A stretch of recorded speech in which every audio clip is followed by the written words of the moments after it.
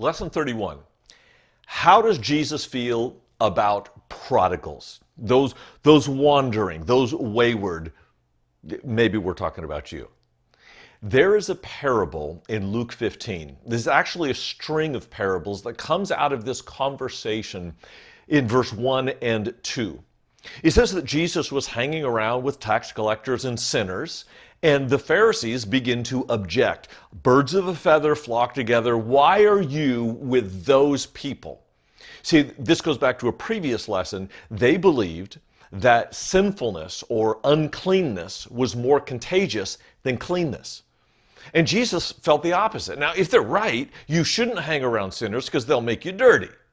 But if Jesus is right, you have to hang around sinners because your cleanness can rub off on them and vastly improve their lives.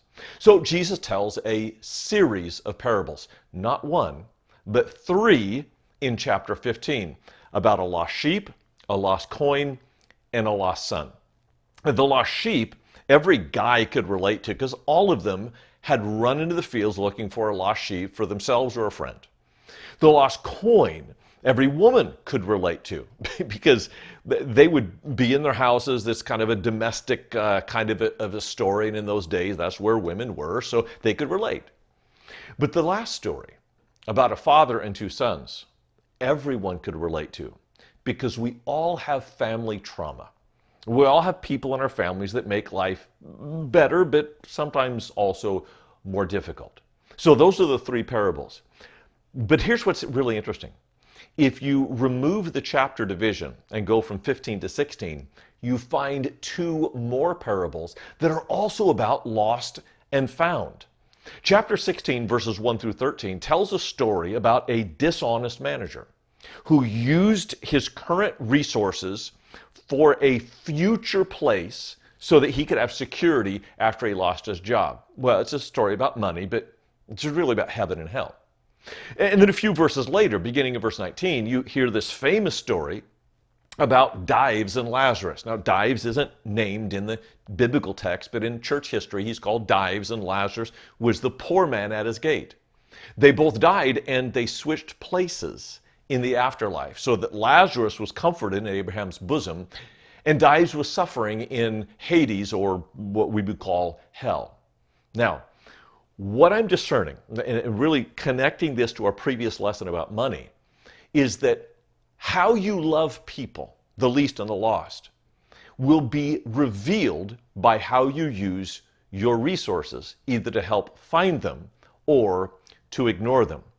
So the parable about a dishonest manager is how to use your money to get to heaven, and the parable about Dives and Lazarus is how to use your money to get to hell.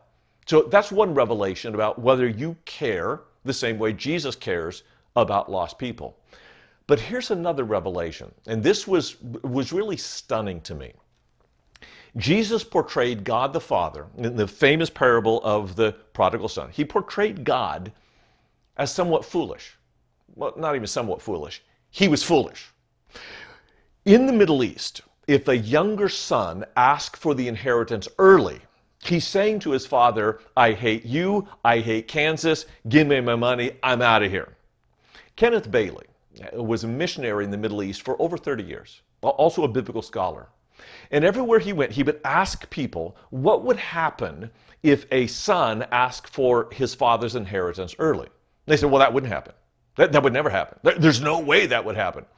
But then he said, okay, what if it did? Well, the father would beat him.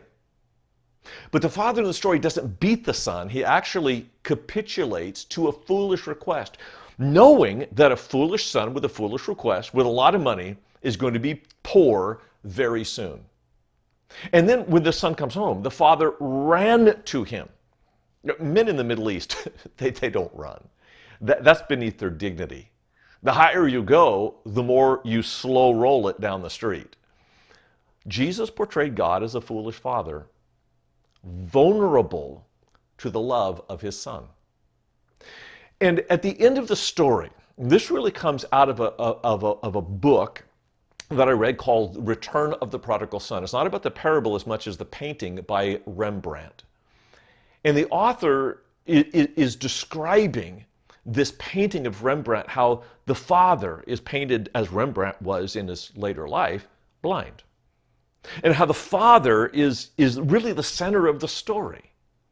And often we read the story and ask, which son are you? Are you the younger son that has rebelled, or are you the older son that has problems with rebellious people coming into church? That's the wrong interpretation of this story. And Henry Nouwen, the author of this book, says the real point of the story is not, are you the younger son or are you the older son? Are you the father? And if we are to seek and save the lost, like Jesus, it's not going to be by avoiding being the younger son. It's not going to be by avoiding being the older brother. It's going to be by attempting to be the father.